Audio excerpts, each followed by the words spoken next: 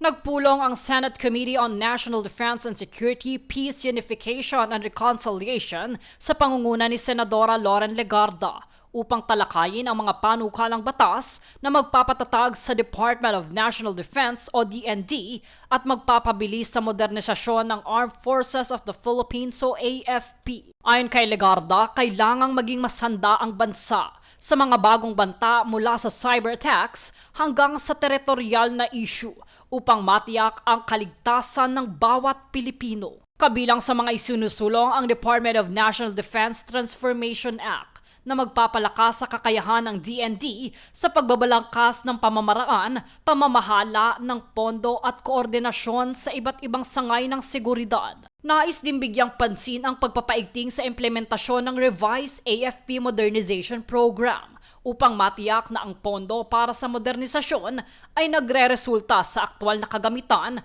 at kakayahang magamit sa depensa ng bansa. Kaugnay nito, nais din tugunan ang kapakanan ng mga veteranong militar sa pamamagitan ng Philippine Veterans Month Act na magbibigay ng mas malinaw na pagkilala at mas maayos na benepisyo sa mga naglingkod sa bayan.